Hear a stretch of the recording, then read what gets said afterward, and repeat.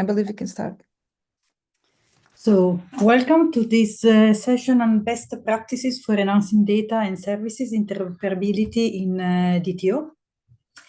The needs for a digital twin of the ocean is very high in the agenda, and we are going to provide you some information of the experience that we are doing in Europe, where since 3 years we are working for developing a platform for developing digital twin ocean capabilities, and this is done in the frame of several activities that are working together for providing a simplified access to marine information for a generation of what-if scenario and application and demonstrators.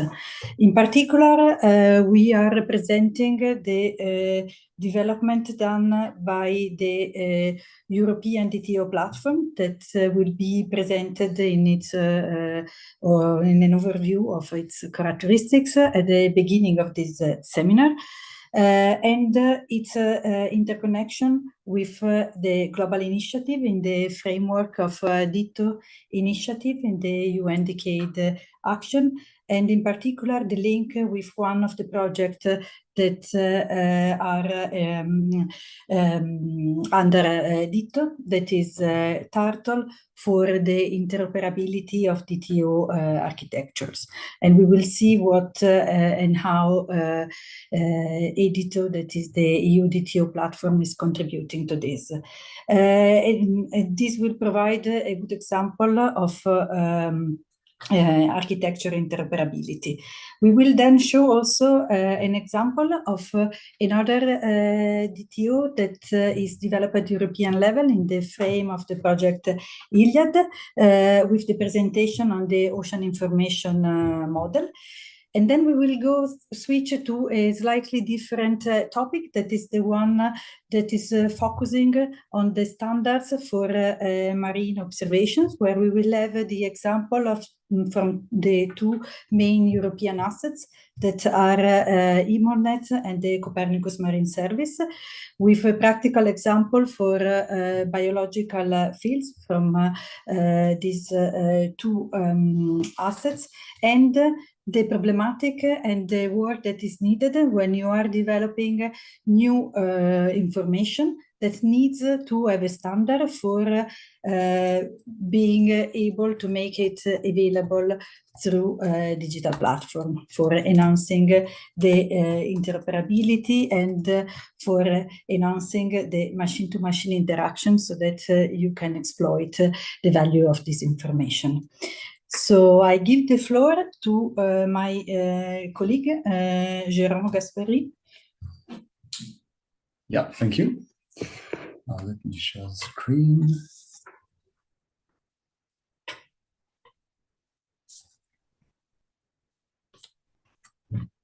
Okay. So hello everybody. So I will present you very briefly the EDITO platform to have an overview of what it is really. And after that, I have another presentation. I'm pretty lucky today on the interoperability we did with ODIS. So first of all, what is a digital twin of the ocean? Very quickly.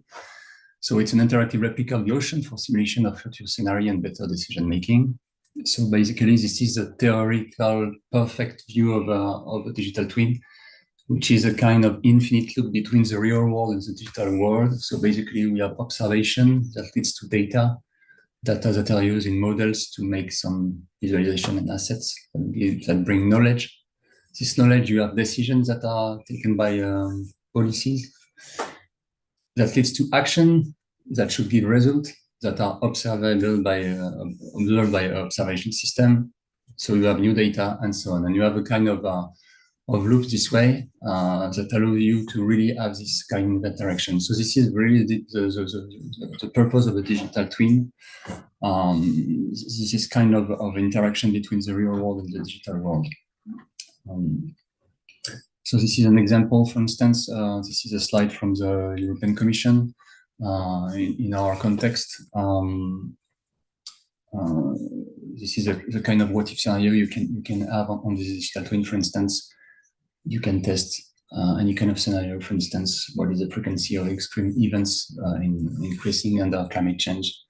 So how it will affect people living, or what about if we decide to protect 30% of the European marine waters? So how the fishery will be impacted and so on. So the benefits of a digital twin is very large.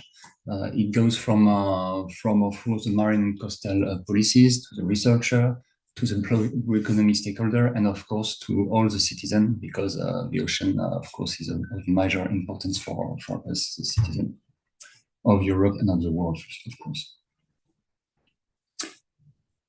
So, from the European perspective, the digital twin of the ocean is a core infrastructure. So it's conceived as a public good and service, and to support the implementation of the Marine Green Deal objective, which is a very important objective, part of the European Green Deal objective. So in this context, what is EDITO? So in a sentence, EDITO is a European platform that provides a single point of entry to search, explore, and exploit products and knowledge to support digital twin of the ocean. So for the moment, the EDITO is in phase 1, which we started 2 years ago. So it was a preliminary phase, and we are now in a second phase that should come, which will be a 3-year phase, to consolidate this platform. To synthesize that, what we want about EDITO in simple words is like to be the YouTube of oceanography, meaning that you want to have all the resources about oceanography, data, processes, knowledge, and whatever, and you know that you go to EDITO and you will find from this entry point every resource you want. This is, I would say, the long-term objective of the platform. The core data source of the EDITO right now, it's basically you have the Copernicus Marine Services data and the EMODnet data. So on the single platform, we aggregate this information. So you can go from the single entry point to have access to this information. So basically, it's satellite observation, modeling, and in situ data. This is a very representative view of all the European assets that are made to make EDITO working. What we need, we have the Copernicus sensor from space, for instance, all the satellites. We have also a lot of in situ information, and then we have informatic infrastructure and research infrastructure. This is a website you can access if you want. It's an animation you can get on the web. I will give you the link if you're interested.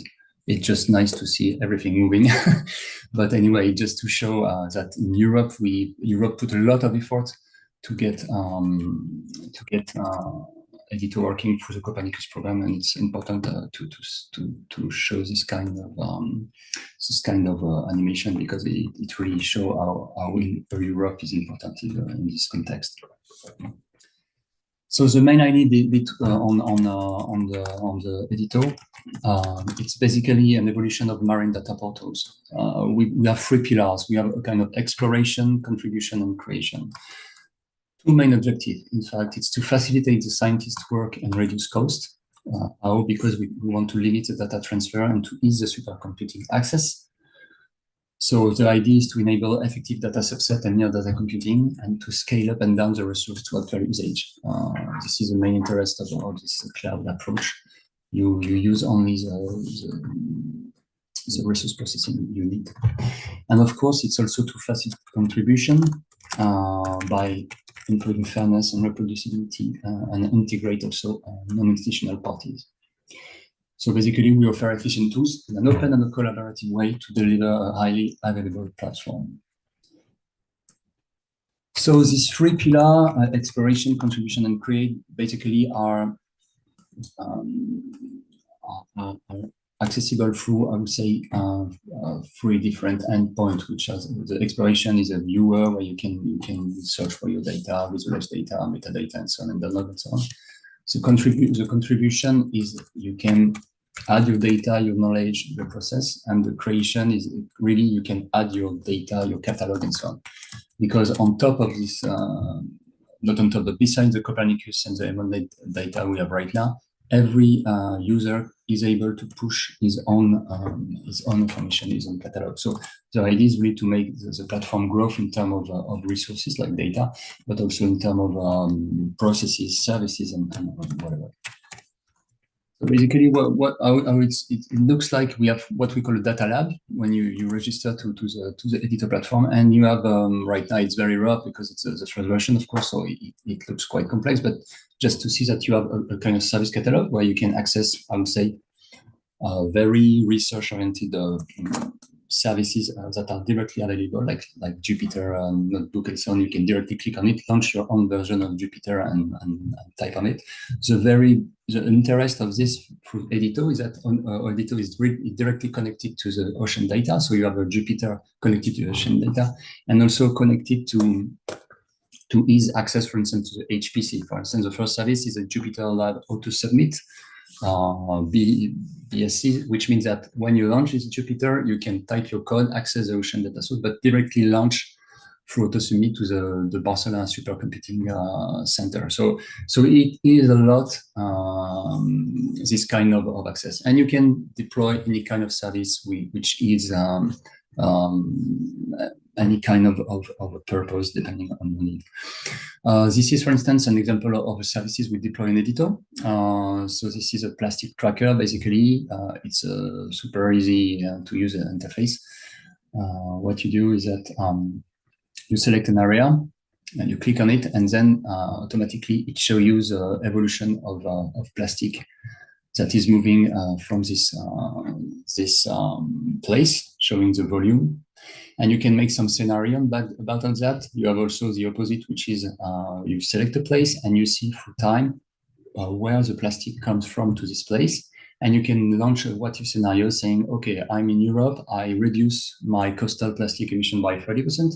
How will it affect this area, for instance? So this is interesting if you want, for instance, to protect an area, and you say, okay, I want to protect this area, meaning I want to remove 50% of the plastics that come in it. What is the best policy to do? Should I reduce first the coastal plastic or the river plastic? From where should I reduce it, and so on? This is a kind of application what is scenario you can easily deploy on the platform. Next slide. I will do that.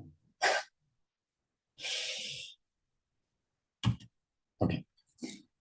Then you have a process catalog. So the process is basically what we call process, is kind of function. A service is something that is running every time. You go to marine.plastic.org, you have this application. A process is something like a function. You want to, for instance, you want to send some input and have an output. So this is a process, pass-through function, mathematical function. And so you can put your process directly on top of EDITO.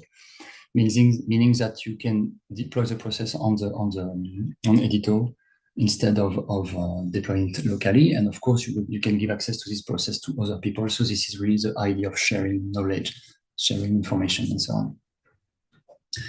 So how do you provide your asset to EDITO? These are 4 types of assets. You can provide your data, as I explained. You can provide processes.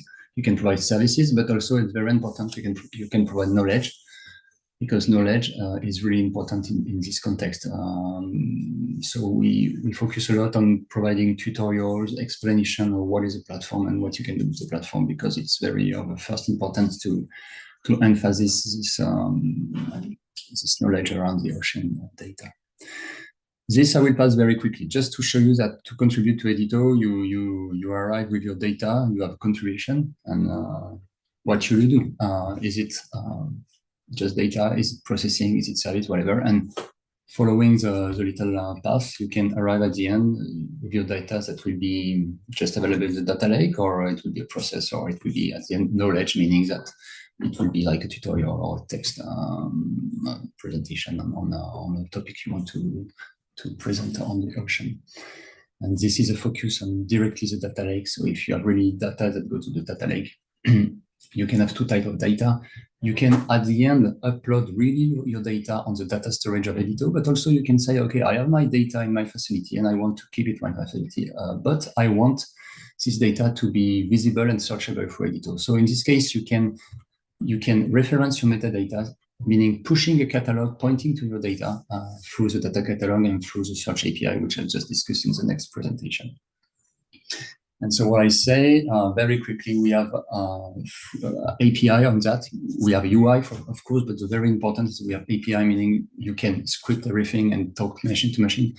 So the first API is EDITO data lake that allows basically to do the core of everything, which is to search for data, retrieve data, and publish data. We have the API for the editor engine, where you can search processes, launch processes, monitor your processes, stop and publish your processes. And then the editor service, which is kind of the same as process, but to services. As I explained, services are permanent URL you can request, and the processes are atomic functions that bring you output from an input. This is the endpoint to look at EDITO.EU. So we are near the end of phase 1. You have to understand that it is right now a prototypal, I would say, project that will grow and really scale up in the next phase. But anyway, now you will have, I think, a first overview of the main concept of EDITO. So thank you. If you have any questions, otherwise I can pass directly to the next presentation. Thank you. Thank you very much, Jérôme. I think that so you can use the chat for the questions, and then we have at the end a Q&A session where we can go through all the questions that we get during all the presentations. And so now I can give again the floor to Jérôme for the presentation on the DTO architecture interoperability. So how EDITO resources are referenced in OTIS. So hello again.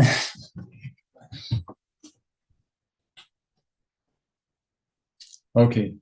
So this is basically a super experiment. It's really a work in progress, very preliminary, but I think here to bring some question, and I hope we will have some answer after this presentation because it's very exploratory.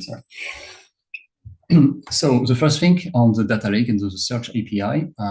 So our EDITO-Infra data lake is conformed. It's an API and it conforms to the stack standard. So the catalog we use is based on an open source development which is called Resto, which is, by the way, developed by myself outside of Mercator when I was not in Mercator. So it's an open source project. And it is used in a lot of infrastructure and operation, and we use it as the core catalog for the editor. So basically, when you call this API, it conforms to Stack. So what it means? So first, I will make a presentation of Stack because I'm not sure everybody knows what it is. So Stack is called a Spatial Temporal Asset Catalog.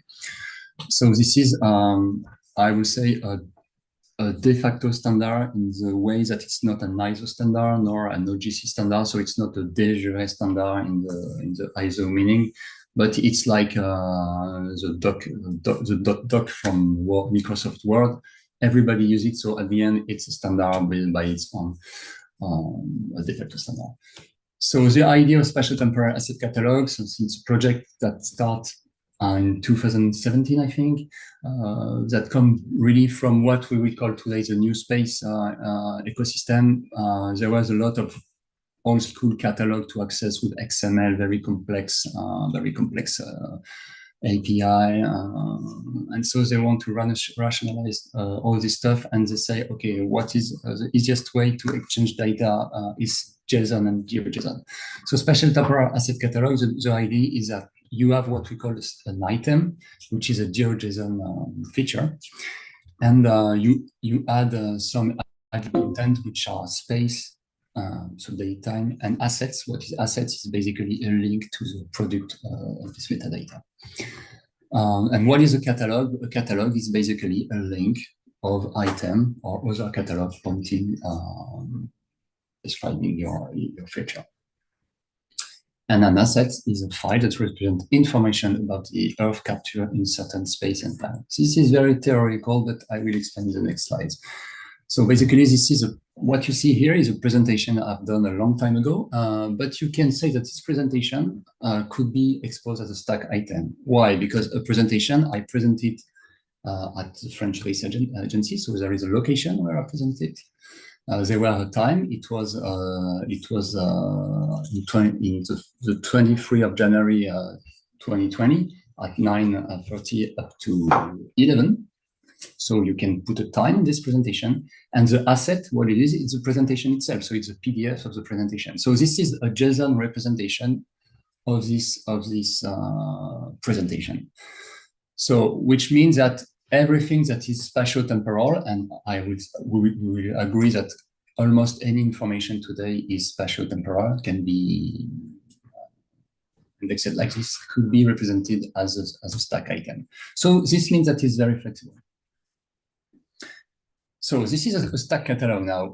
This is a stack catalog in the context of EDITO. So we have something called variable families. And what is variable families is basically the high-level families of resources we have in EDITO. So I will present after what it is, but basically you can have biomass, CO2, O2, biophysics, whatever. And how do you represent that? You said, okay, I have a variable family and there are links. And in the links, you see in red, you have a parent. The parents tell you which is my parent, so which is up to me. So it's basically a catalog. And what are the child? So a child, you see a child here, which is the variable related to biomass. So basically, you can see that like a kind of tree hierarchy. You have a variable family. You click on it. You see all the stuff. You click on biomass, and you will see the resource linked to biomass. So the chain is a catalog, contains items, and that items describe assets, which means that items contain links basically to the bucket, to the data, if you want, to make it simple. So this is a view of what we have in the EDITO Search API. So we have on the right the external provider giving us the data. So we have in the data lake the physical data, or also we can have just link to the physical data that are in the other facility, as I explained in the previous presentation. And on the left, you have the user that search for resources. So it passes through the search API. And now the interest of this catalog is that you can expose your data in very different ways, all automatically. The first way is to use the traditional thematic hierarchy of using data, which means, okay, I have variable family, I click on it, I have biomass, and click on it, I have my data. Or I know that I have something called the Copernicus Marine data, so I click on Copernicus Marine data, and then I follow the data set products and so on, because I know I am in my world, and I know that I search like this. Or you can do the same with the EMODnet data. So this is what I would say the thematic hierarchy, which is a classical way. But on top of that, thanks to the catalog engine, you have an automatic classification of this data in other ways. So you can also search for semantic catalogs, meaning, for instance, okay, I'm interested in Mediterranean sea data. So you can enter through continent, Europe, Mediterranean Sea, blah, blah, blah. Or you can say, okay, I'm looking only for data that occurs in winter, for instance, in the northern hemisphere. And you can enter by this seasonal search and so on. So you can imagine a lot of classification for different paths of searching. So this allows you to address a very wide I would say, way of searching and to address very different user usage of searching data. On the thematic catalog hierarchy, because stack is quite, you have a nomenclature in the stack, we have what you call a catalog and you have a collection. So at the first level, when you arrive on the endpoint of EDITO catalog, you will see what we call the variable family. So variable family is very high level way of classifying your resource. So you have biodiversity, biomass, chlorophyll, CO2, current, salinity, blah, blah, blah, blah, blah, all the very high level temperature. Below that, when you click on something, you will go directly to a second level, which are collection. And these collections are based on the climate and forecast I think, or after that to present something like that, on that, and the EMODnet convention. So basically, it's benthic, invertebrate abundance, macroalga, phytoplankton, and so on. So to make it clear about collection catalog and so on, this is a kind of representation. You have, first of all, a collection is a catalog, but it's a catalog with a special meaning. So for instance, collection are, as I said, benthic invertebrate, macroalgae, phytoplankton. So these are collection around biomass. So on top of this, you can put a biomass catalog. So the catalog contains product item for various collection. At the opposite, a collection only contains items of this collection. So this is basically the main idea. An item, so a resource, belongs to one and only one collection. So in macroalgae, you will have only item about macroalgae, but you can put this different item in the catalog, in the biomass. So this is a very oceanographic representation based on EMODnet data, but you can do the same analogy if, for instance, you have Sentinel-2 data, so optical data, you have radar data, and then you want to make a special catalog about a flood that occur in the south of France in November 22, for instance. So you can make a catalog of the flood, of the resource addressing this flood, and you put item from Sentinel-2 and item from Sentinel-1, but that are really related to that catalog. So it's a way, in a way, to classify, to make subset very easily, and to provide a subset that are very, very pertinent and that focus on specific stuff. So this is the way we organize the data into EDITO. And of course, as a user where you can add your own data, you see that it's very flexible for you to create your own catalog and to pick some data inside and put it, and you say, okay, I've done the catalog of biomass on the Aral Sea, for instance, in the 2023 season, for instance. I'm not an oceanographer, so perhaps I say dummy stuff, but you have the idea of what you can do in terms of the way you classify your data. So now, what is all this? So EDITO is part of the UN Digital Twin of the Ocean. And on this project, you have several projects, and one of them is a Turtle project, which is on the interoperability architecture for the digital ocean. So it's implemented by Sintef Ocean, which is a Norwegian company, research center. And the goal of this project is to coordinate the ongoing International Digital Twin of the Ocean project and work towards an interoperability architecture. So based on these ideas, they use the Ocean Data and Information System, which is ODIS, which is a digital ecosystem, where you have a global community of organization of various size that share and exchange their metadata to better understand and steward the ocean.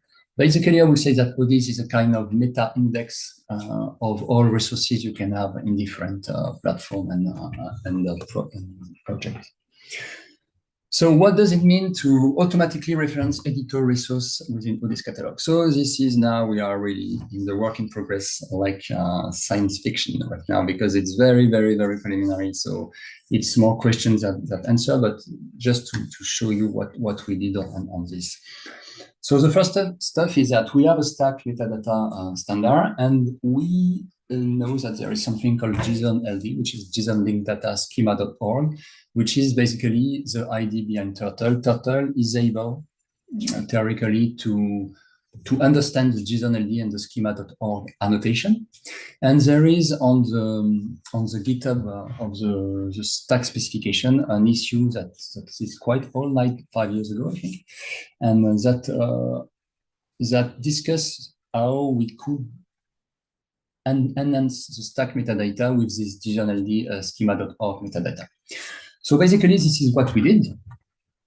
So we take our catalog, and on the fly, thanks to the catalog engine, it's very easy to add metadata, compute from other metadata.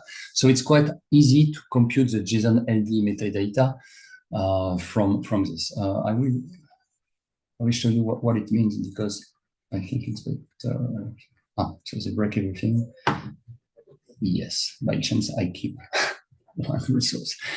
So basically, this is the stack version of the biomass catalog. So you recognize what I just presented, the links, the child, and so on. And at the end, we add this stuff. So this is added on the fly, add context, add type, is based on, is part type, blah, blah, blah. All this thing is JSON-LD schema.org special metadata. And when you add this on your JSON file, theoretically, this could be automatically indexed, for instance, by Google Engine, and it will understand and it will follow, for instance, the is part of path, it will follow the as part path and so on, and it will index it automatically. For a web page, you have something called the sitemap.xml, which basically tell to the Google robots and all the indexing engine robots how to parse your website so it can index it in a right way. So this is about the same idea, but to index JSON files, meaning to index machine readable information, which is very important when you want to automatize stuff. So basically, this is what we did. Seems to work in JSON-LD playground, but this is very preliminary. And now the question is what we do. So we are here now. So the question is, once we will have this JSON-LD validated, because we need first to validate that all the fields are okay, how to register this and to register at the end the EDITO catalog within ODIS catalog. So I create an account on the ODIS catalog, and I arrive to this page if I want to create a new entry in the database. And now I'm asking the question, should I put directly this endpoint here and it will automatically index it? I don't know, because I did not do it right now, but apparently from what is explained here, it looks like it's more for sitemap.xml, so more for web page. So I'm not sure that we can index the JSON files. So we are here. So it's again, it's more to have a question from this presentation that to give you more information. But the idea behind what we are doing is that we are on the process to enhance our metadata so they can be at the end hopefully be indexed by Google Engine or ODIS or catalog. The idea of indexing through Google Engine, which means that this means that at the end, if everything is working correctly, or from the Google web page, when you search for, I don't know, ocean temperature, whatever, you could at the end from the Google Engine directly arrive on a link to the data on EDITO, where you can download the data, which means that you can access this data not only from the EDITO platform, but directly from something which is completely used by everybody, which is a simple search engine. So this is the idea, kind of removing the barrier of going to a platform to get to data, but to go directly to this data from this. And this is possible thanks to this schema.org annotation. We hope, because we are not tested yet, but you can trust me perhaps or not. So thank you for your attention, and please, if you have any question, I will be available, of course, to answer to your question. Thank you, Jérôme, for your very clear presentation on what is the Stack catalog, and also for being brave enough to share a work in progress piece of activity that I think is really important to show the effort that we are doing in the frame of the international community and in the frame of the DTO activities for trying to go beyond the limits of our own DTO platform and trying to share and be interoperable with other initiatives. So now I give the floor to Raul Palma from ILIAD project. So Raul, the floor is you for talking about the ILIAD Ocean Information Model. Okay, thank you very much. I hear my echo. Hello. Okay, hello, I think we now can hear you. Yeah. Okay, so I will share my screen to present my slides. Okay. So can you just confirm that you see my screen in presentation mode? Yes. Okay, thank you. So I will talk a little bit today about the ocean information model. This is something that we are working as part of the ILIAD project. ILIAD is also one of the main projects working for the digital twins of the ocean. So these are a little bit on results on this work. So let me just put into context how we came up with the ocean information model. The main goal, or one of the main goals in the ILIAD project, is to address the semantic interoperability challenges that we have when dealing with many different types of data. The situation, as we know now, is that we have an explosion of data. We have too many data generated by many different types of systems and platforms, and they rarely interoperate. So we have to overcome different challenges on this sense. First, of course, data is usually available in different formats, represented according to different models. And there is a lack, or at least poor, support of mechanisms that enable the connection of existing ocean-related data models. So when we talk about semantic interoperability, we are talking about how to ensure the common understanding of the meaning of the exchange content, right? Obviously, semantic interoperability already assumes or requires lower levels interoperability to be in place. That means like technical interoperability, syntactical interoperability, and so on. So semantic is one level higher that ensures this common understanding of the meaning. And in our approach, basically, this is based on three different ingredients. First, we need some kind of models, of course, common semantic information model, that's ontologies, taxonomies, control vocabularies, and so on. Then we need the interoperability mechanisms to produce and consume the exchange data. And then we need the interfaces, standard interfaces to access this integrated data.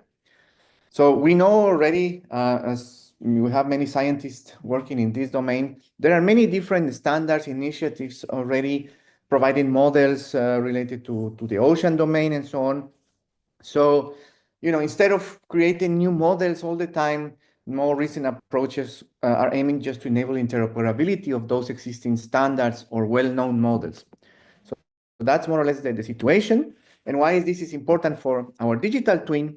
So as it was presented in the previous presentation, the digital twin is the digital representation of the real-world entities of processes, which enable the storage and also some functions, of course. But the important thing is that they need to fit on a wealth of data. And this data, again, is coming from many different data systems. So there is a need of this representative data that can be harvested in some interoperable way. So that's, connecting the semantic interoperability, the needs in the digital twins. And this is we end up with our first ingredient, which is basically the ocean information model. This is like the core for our semantic interoperability approach.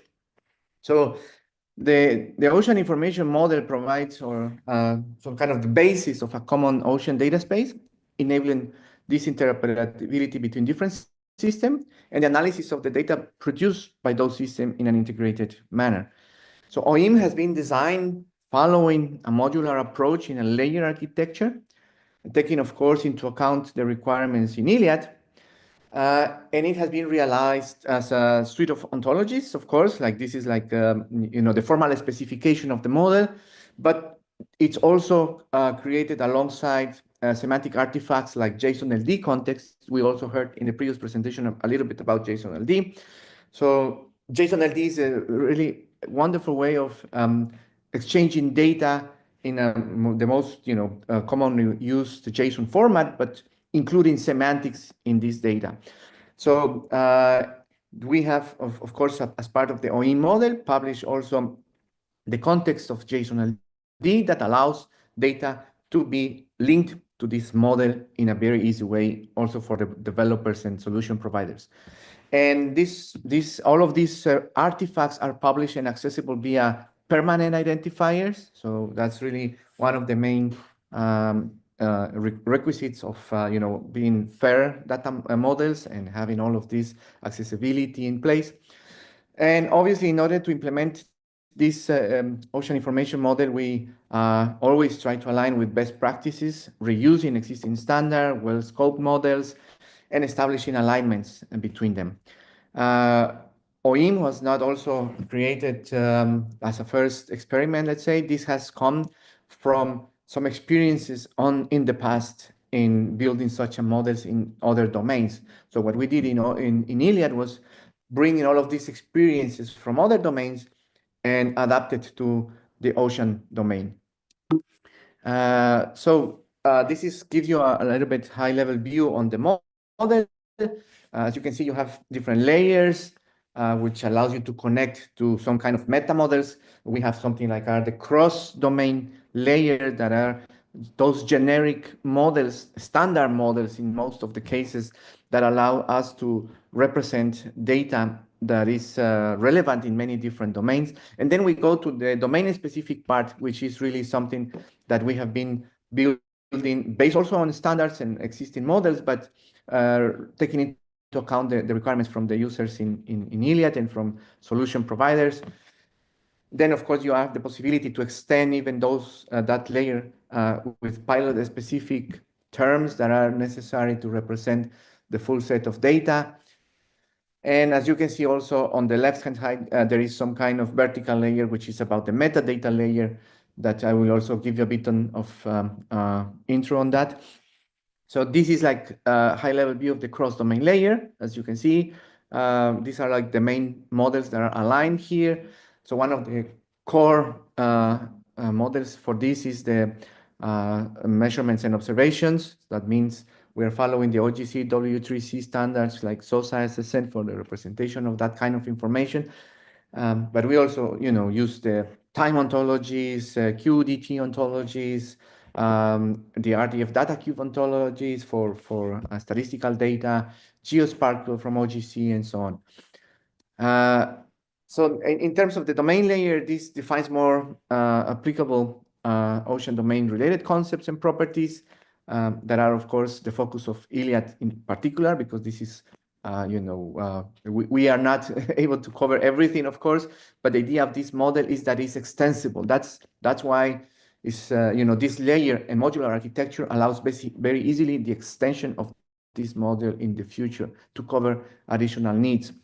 So some of the main, models or vocabularies that we have introduced are coming from Darwin Core, the glossary of terms that are intended to facilitate the sharing of information about biological diversity. Some of the extensions like Humboldt marine biography.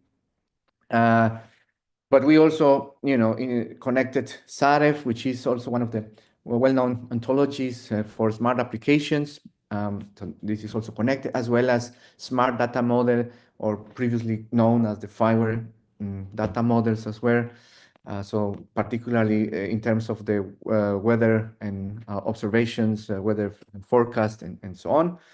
But we also connect with the climate and forecast. It was also mentioned before. So climate and forecast is an ontology provides the ontology of generic futures defined by this standard, intended to use for the climate and forecast data in atmosphere, surface, and ocean domain.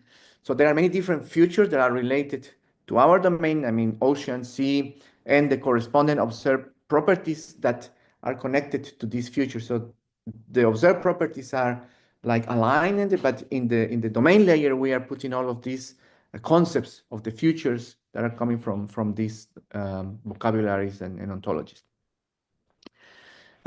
So then, of course, we are talking about how to connect with other taxonomies, existing control vocabularies, and so on.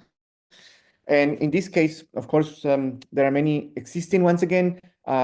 There is something that are called the essential variables. This is also very useful to represent because there are many working groups defining what are the main observable properties in different domains, for example, for agriculture, for biodiversity, for climate, and some others. We have also, of course, the classification of worms, of the list of names of marine organisms, the variables from the CF, AgroBoc, and others. So there is some always mechanisms to align, to connect our data to those control vocabularies to say, for example, this is an observation about this observed property, right? This observed property is defined by this other vocabulary, and that's how we connect. Now, very briefly about the metadata layer, we are based on DCAT especially, and extensions like quality, geo, and so on. Also, the IDS information model, this is coming from the data spaces, and also other models like the CIS from OGC, or even extension from Adam platform that is on one of our solution providers. But just to say, in this part, we are working also now to align with Stack, which was also mentioned before. This is an additional experiment from our side in ILIAD in order to really connect to all of these new standards for metadata representation.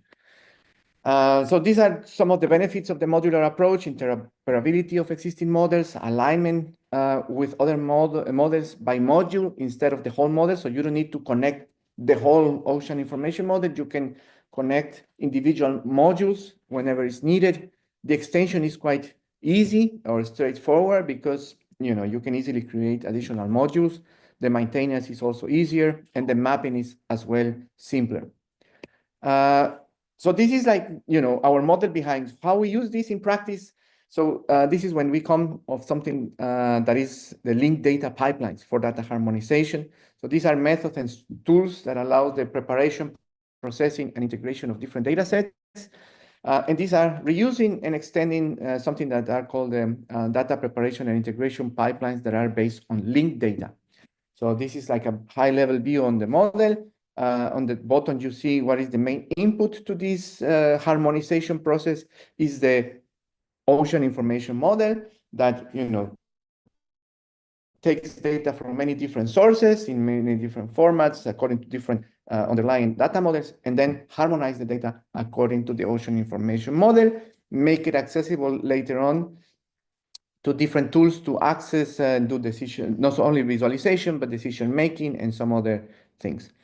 So in practice, this tool is consisting of many different interfaces. You have like a command line tool, you have a web API, you have a user interface, very simple user interface that allows you to say, okay, I want to do the harmonization of this data set, and I need, based on the model of the ocean information model. Of course, one of the main inputs for these kind of tools is always something that is called the mapping specification. How you map the elements from the data source to the target model, in this case, the ocean information model. But there are many different ways of providing these mappings. Can be something like YAML, can be something like queries, can be something that is called a CSV which is another standard for data coming from in CSV format, and so on. So there are many different ways, and this is trying to be as much as flexible as possible. And we have made many different examples. I will show you in the last slide, but the last step in this process is going into the access to the data. We have harmonized now the data, so the OIM provides the common language, the lingua franca, the pipelines allow the harmonization of the data. Now, how we can expose this data and consume this data. So this is where the APIs comes into play. And again, we are trying to align with existing standards. So in this case, we are based on the OGC, a new set of APIs, which are web APIs for accessing geospatial data in particularly, but they are also providing many mechanisms to expose plenty of different types of data. So one of the things that we have done in this direction is, for example, once you generated, automatically this process of harmonization is done for the data, there is a possibility to automatically generate this kind of standard APIs, right? So this is called the Sensor Things API generation service. So once the data is harmonized, you say, okay, just create me an OGC API for this data, and this automatically gives you like this kind of interfaces like the Swagger and endpoints just to access this data directly using OGC standard APIs. So I cannot go into details here because of the time, but this is one of the very nice services that we have developed as well. And finally, it's not only, of course, OGC APIs and standard APIs. Of course, there are many other ways of accessing the data. You have Sparkle endpoints, faceted search, custom APIs, or web client applications like the ones that you see here, for example, for our jellyfish study in ILIAD that visualize data on the maps, do some kind of dashboards of this more informative information derived from the jellyfish observations and so on. So with that, that's basically I wanted to share with you, and I'm happy to get some questions. Thank you, Raul, for your presentation, very rich in information, and I hope that will stimulate the Q&A session, because there are really several information there that are going in very different directions. So I hope that this will be very good for making our audience interested and making questions in the Q&A session. So now we go to the second part of this webinar, where we go more into the details of conventions that are used by European existing assets that are EMODnet and Copernicus. And I give the floor to Aurora for Copernicus. Thank you, Marina. I hope everyone hears me well, because we use the same microphone. I'm going to share my presentation. Okay. So this presentation is going to be less technical than the previous ones. And then we talk about the conventions used for Copernicus Marine Service. And I will then leave the floor to my colleague from EMODnet, Joanna, who will talk about the convention used for EMODnet biology. So just briefly, I'm going to present the Copernicus Marine Service, then the good practices that we try to follow, to implement, and I will finish with a practical example of a project that is aimed to be ingested in the Copernicus Marine and in the DTO later on, and how we prepare the metadata for that. So first, the Copernicus Marine Service is, as you may know, one of the 6 components of the European Earth Observation Program called Copernicus. It is focusing on the marine environment monitoring, and the aim of this service is to provide free and open access to ocean data. So from 3 different sources that are satellite observation, in-situ observation, and also models. And the data can cover the past, the present, and also the future with forecasts up to 10 days. And the geographical coverage can be global and regional, with a focus on European seas. The data which is provided can be split into 3 different categories. So the blue ocean for the physics, the white ocean for the sea ice, and the green ocean for the biogeochemical data. So what are the good practices that we use at the Copernicus Marine? So first, we respect the FAIR principles. So that means for both humans and machines to be findable, accessible, interoperable, and reusable. And we can find that most of those conditions are met by using the NetCDF format, which I'm sure you already know, which is an open, compact, and self-describing format that can be associated to conventions. So conventions are not mandatory, but for Copernicus, we chose to follow the CF, so climate and forecast metadata conventions. And then I will give you some example to understand how we comply, how we try to comply as much as possible, to CF conventions. So just a reminder on how is organized NetCDF file. There is a header section and a data section.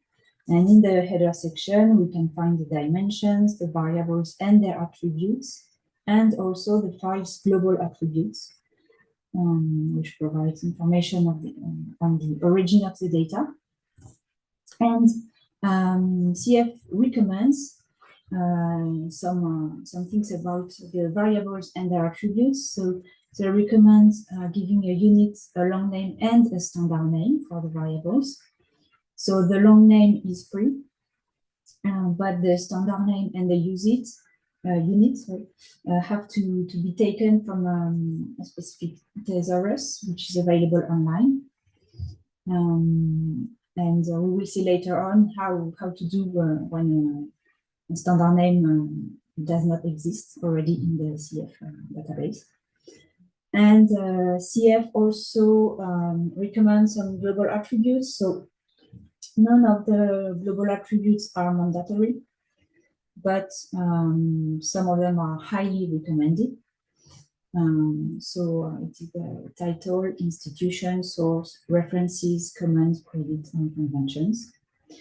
And in the Copernicus Marine Service, we try to go a bit further the CF conventions for the global attributes, for example, by providing more recommendations. So we ask for specific metadata, and we also give recommendation about global attributes. So we try to make recommendation by taking into account feedback. So different feedback from production centers, but also the users and the front-end developers as well, while still being CF compliant. So for example, we recommend that everything that is hard to maintain over time should not be in the global attributes, for example, changing dates or documentation versioning. Another example is that consideration should be given to whether the information would be better represented as a variable. So for example, longitude and latitude, and so on. So this list is not frozen, it's just a recommendation that is made by Copernicus Marine. And then I will give a practical example of another project that is currently ongoing. So it is a Necton project, and for which we prepare the data and metadata compliance, with the final objective, as I said, of ingesting this project's data into the Copernicus Marine and the DTO. So just a quick explanation, the Necton project was launched 2 years ago with the purpose of enriching the Copernicus Marine and DTO with modeling products of fisheries, pollution, and benthic habitats. So to prepare the Necton compliance with the Copernicus and DTO, a couple of actions have been organized. So for example, co-design workshop with Necton data producers and Copernicus Marine users, some champion users. A data management working group has been created as well, including people from Necton and Copernicus Marine. Discussion with EMODnet about variable standard names were led as well. And also regular exchanges with CF conventions to try to be fully CF compliant and to also enrich CF database with new variables. So here is an example of a new variable. So for example, with the micronecton, it was not existing in the CF database. So first what we did is so checked if the variable exists in the CF convention. It was not the case. So we made a proposal to CF with a standard name, unit, and description. And for that, there are guidelines that are available online on how to build a standard name that could fit CF. Then we submitted our proposition, we discussed with CF experts, and finally selected another standard name. So that is a process to add a new standard name, a new variable, for example. We also went further the CF compliance for Necton by adapting, for example, the dataset nomenclature and metadata required lists to the Copernicus Marine existing rules. And yeah, that's how we try to facilitate a potential future integration of Neptune in Copernicus Marine and in DTO. And now I will maybe leave the floor to Joanna, my colleague from EMODnet. She will follow on conventions to use EMODnet biology. Just stop the sharing. Okay. Thank you. Thank you, Laura. Hopefully you can see my screen. Yes, I think you can. So good afternoon, everyone. I am presenting the example for EMODnet. Oops, sorry. There you go. So I will just briefly introduce EMODnet for anyone that might not be fully aware of what EMODnet is. EMODnet is the in-situ service, the EU service for in-situ marine data. It is composed of 7 thematic domains. Of biology is one of them, which I coordinate, and we have a data ingestion service as well. And the network is quite big. It includes more than 120 partner organizations and several associated partners, which typically are from industry, but not just industry. In EMODnet, you can have free and unrestricted access to in-situ marine data and data products. And as for Copernicus, I guess it's not very different in that sense. We also adhere to INSPIRE, the FAIR data principles, of course, and our services follow OGS data standards.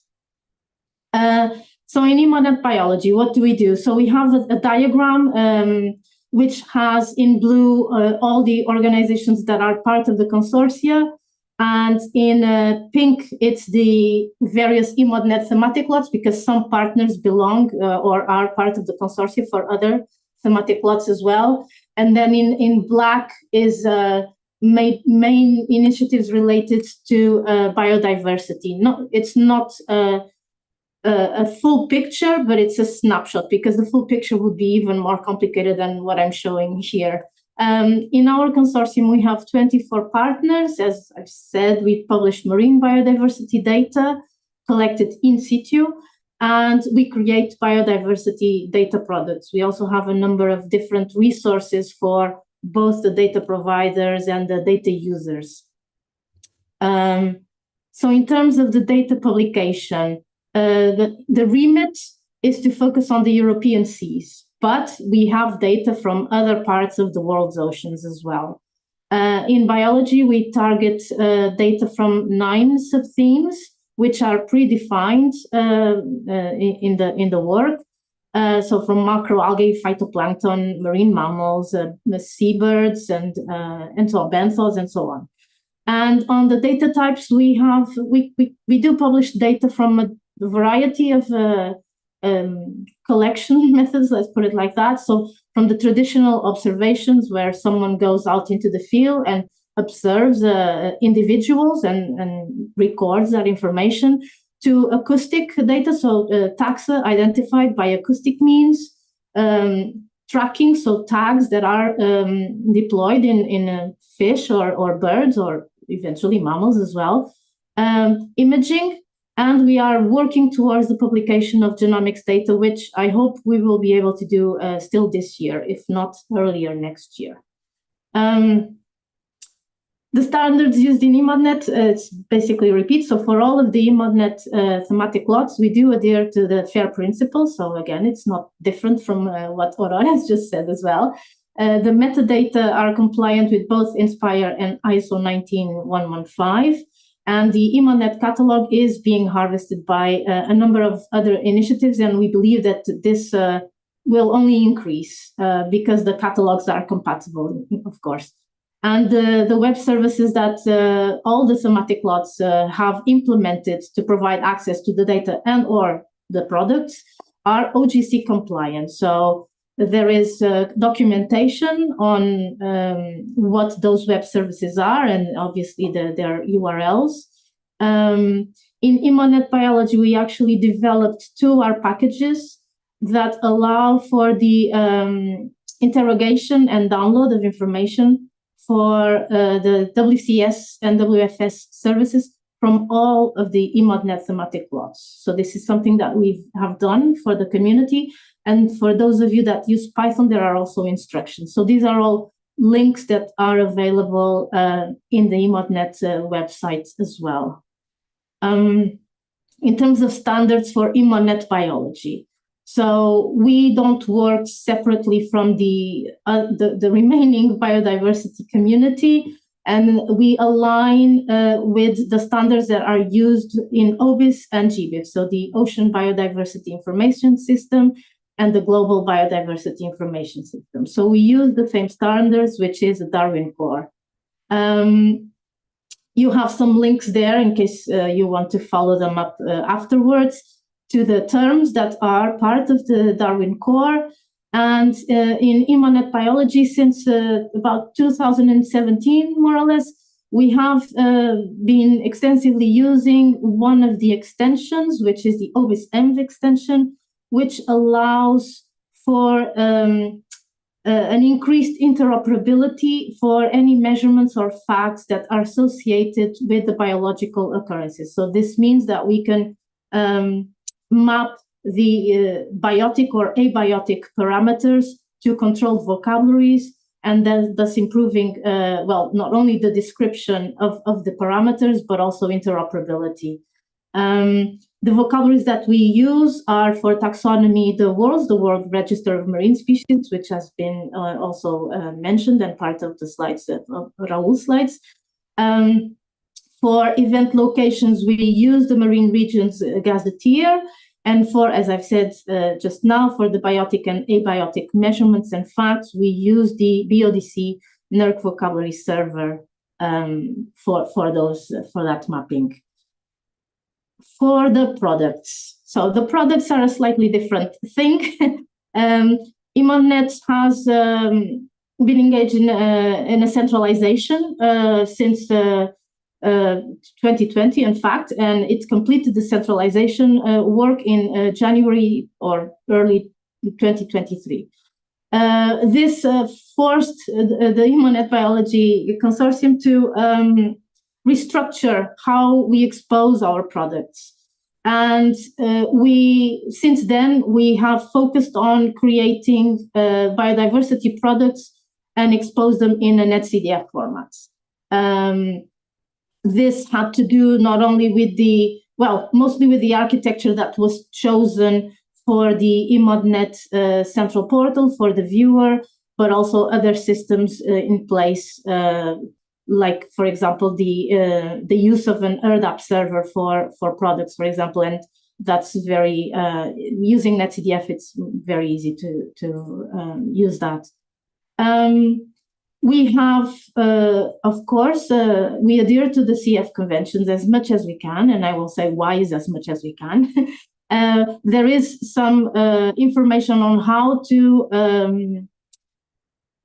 to describe the taxa information that are included in in the biodiversity products. We do have guidance available also in the EMODnet GitHub, so it's available to anyone. It's what we use within our consortium, but it's something that anyone that wants to create a biodiversity product can follow, and any support that we can give, we're happy to give as well. Our products are COARTS compliant and when possible CF. And why is it that I said when possible? Because, as Aurora also mentioned, there are no standard names in the CF convention for biological variables, of course, because this was created for ocean and atmosphere, so it makes sense, right? So this is a line of work that we need to pursue, and hopefully from next year onwards, which is to request for the creation of these biological variables of the standard names in the CF standard, so that we can then say that we are fully compliant with the standards. In terms of the file structure, I'm not going to repeat it because it's exactly what Aurora has just presented. We don't really deviate from the guidance given, and we put as much information as we can on the variables and the data themselves, or the products themselves, and everything, so that the file is a standalone file and can be used by anyone. Most of our products are available on the EMODnet Central Portal ERDAP instance. You have a link there, but it's you can find it as well via the EMODnet portal on Data and Web Services, if I'm not mistaken, that's the tab. And so the ERDAP instance provides mostly the WFS web service, so the querying and the downloading of the data, and the downloading of the data more specifically, and because the central portal also uses a Geo server, which is a different software, that's what provides in most cases the WMS services. So when users want to know information about the data, but not necessarily download it immediately. And I have one last slide, which is just to provide an overview of very high level, as you can see, of the data flow. So we have data coming from consortium partners or external data providers, and that could be a group that has done citizen science. It can be a research group that is working on a specific project. So it can be a government agency. It can be external providers. Is quite a wide net of organizations or people, really. So the data are all submitted to EMODnet Biology, and after going through quality control checks and ensuring that the data are fit for purpose, the data are published. And because we use the same data infrastructure as the EUROBIS, which is the European node of the OBIS network, and because we use the same standards, as I've said in the beginning, the data are also made available to OBIS and GBIF. So in one go, we basically cover 3 different initiatives. And obviously, since the start of the EDITO project, and because EMODnet is also one of the central data providers for the EDITO, for the DTO, of course, all the data that can be found via EMODnet Biology and the products as well, developed by the EMODnet Biology partners, they can be found in the EDITO platform, they can be queried, they can be downloaded as well. And that's it, that's my last slides. Thank you. Thank you very much to both of you, Aurora and Joanna, for providing the point of view of Copernicus Marine and EMODnet, that are the 2 major assets that are in reference in the EDITO data lake. And I think it's really sort of obvious for everyone that now that we are providing a unique point of access for these 2 assets, there is an effort of ongoing for guaranteeing that there is an homogeneous use of standard across the 2 major assets, so that we can provide to the users a easy and simple experience going across information coming from both. So I can see from the Q&A that we have just few questions that are referred to the first part of the presentation. So please don't hesitate if you still have questions to write them in the chat, so that we will be able to benefit of our speakers being here for answering all your doubts or your curiosity. And in the meantime, I can ask Jérôme if he can answer the questions that he got in the chat, so that everyone can be aware and can understand better questions made by someone else. Yeah, so basically I had some question about the vocabulary of stack and so on, why to use schema.org, not OIM and stuff like that. So it means that my presentation was not so clear, in fact. So I try to, what our approach is that at the beginning, we are conform to stack, and we present, as I explained, the main point is that we have the collections that are following the CF convention. So this way we are aligned with what we think that is the vocabulary used in the ocean community from this point of view. Now, to have stack on this, to have schema.org and so on, is very to be super generic in an approach of exposing this data in a very generic manner. For instance, I don't know if you know RDF triplet. RDF, it's a semantic triplet. It's about subject, predicate, object. It's like, for instance, Bob knows John. So the subject is Bob, the predicate knows, and John is the object. The idea behind this is what is done in a Wikidata, for instance, just from this very, I would say, semantic and generic data, you are able to make some relationship. And from this relationship, you can arrive at the end to find your data. And Wikidata is used, for instance, in Google search. If you type Leonardo da Vinci, for instance, in Google search, on Einstein or whatever, you will have in the top of your Google search, you will have all the related of Leonardo da Vinci, where he lived, the place we lived. He's a painter, so you will have painter for the same area, the same time, and so on. What it means? It means that from very simple and generic description of relationship, you can achieve to have, from a human point of view, to find some relation. You don't have to have very specific vocabulary on top of this. And this is the idea behind schema.org. Schema.org is just about to give the floor to some tools, like the Google search engine, to be able to pass, because as I explained, a catalog has child and so on, so to pass from the beginning to the leaf, to the item, to the resource at the end, all the leaf and all the child and all the catalogs, and to ingest it within the Google engine. And so when you type, for instance, I don't know, sea surface temperature of Mediterranean Sea in August 2023, typing this in Google engine could lead to have the URL to the resource itself, to the item with the asset where you can download this information, because you describe it in a very generic way, allowing you to go to the stuff. So the idea, because the question was about the ocean information model. So I know nothing about ocean information model. Expect the presentation Raoul just give to us. So I'm very new to this stuff. So this is of course something of good interest, and I will be happy to have some example of metadata described this way.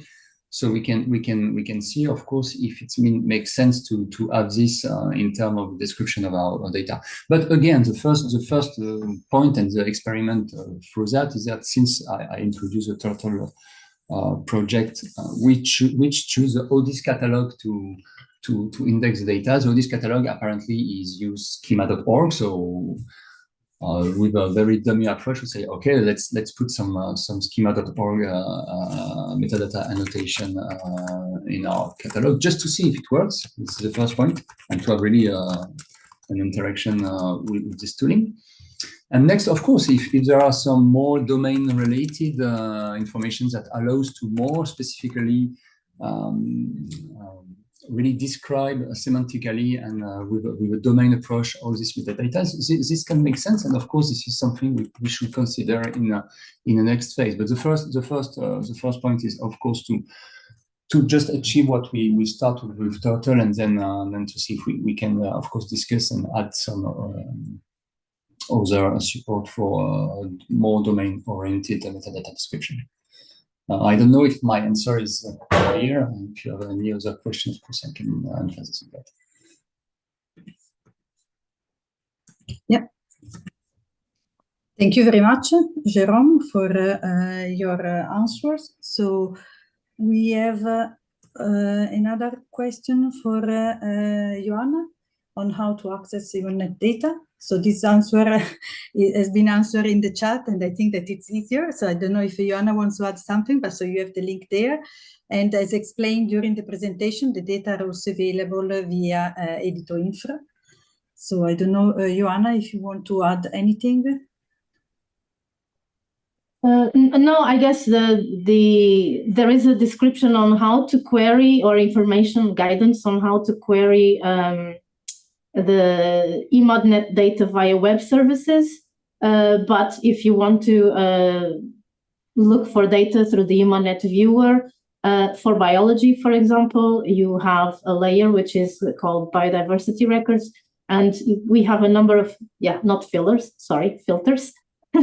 So you can select a specific taxa. You can select traits. You can select a number of different information. And as you apply those filters to the data, you will see how much data are available that comply or that answer your query. And then you can select that for download. And the geographical selection is done by a bounding box in the viewer directly. And yes, thank you, Marina, because I answered only from the EMODnet part, but of course the data are also available on EDITO-Infra. And yes, you can query it as well and just do a subset. You don't have to download all of the data or all of the data sets, a complete data set. You can just select parts of the data that you are interested in. Yes. Thank you, Joanna. So then we have another question on the data published with Copernicus, if they are automatically ingested to the corresponding EMODnet topics.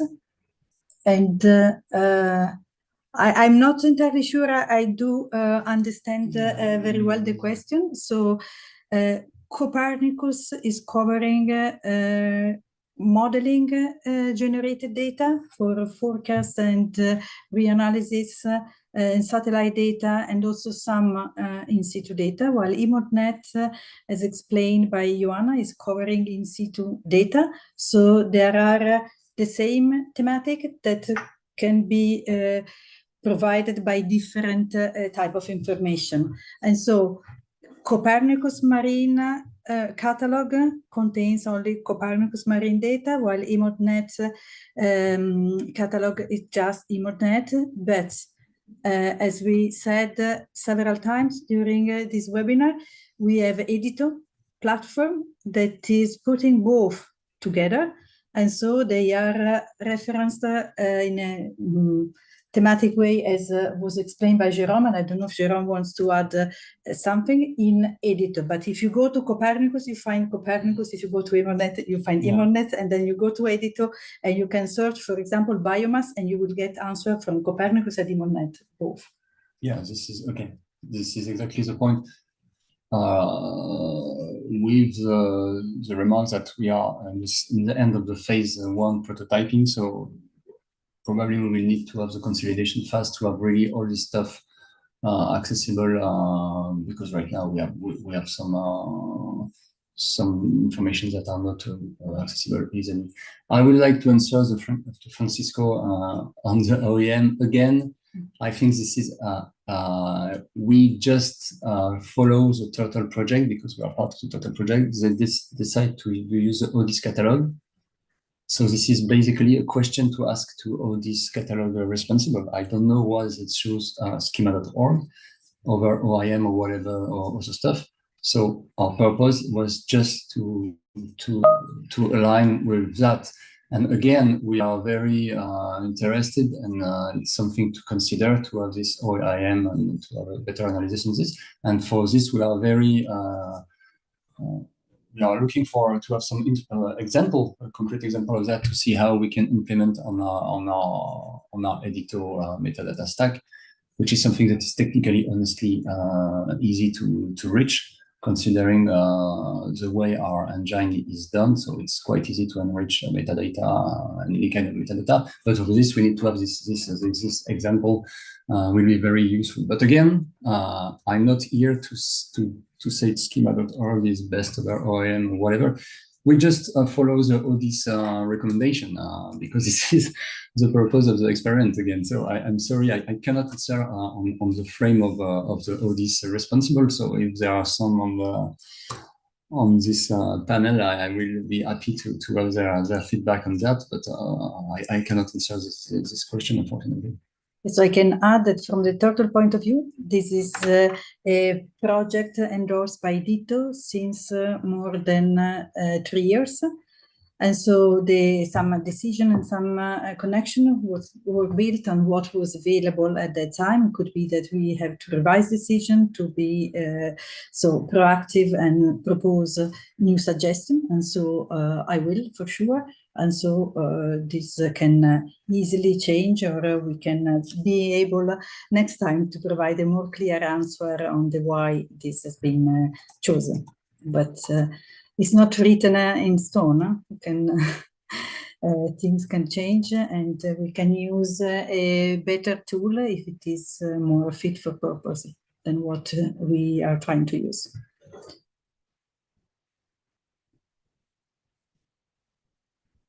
So I don't see any new question in the chat. So first of all, I want to thank all the speakers for their contribution to this session, to all the participants, and I hope that they have learned something new and they have new questions and new curiosity. I thanks also Catarina and for the organization of the session, and Stefania, who is taking notes and is the rapporteur of this session. So thanks to all of you. And then I don't know if Catarina or Stefania needs to add something in terms of housekeeping rules or anything that I forgot. No, it's perfect. Thank you all for the speakers and the participants for joining us, and see you in the next sessions. Thank you very much. And if you are interested in DTO related topics, there is another session tomorrow that is on the evolving and sustaining thematic digital twin led by VIII. So I invite you to follow that session. Thank you very much. Bye-bye. Bye.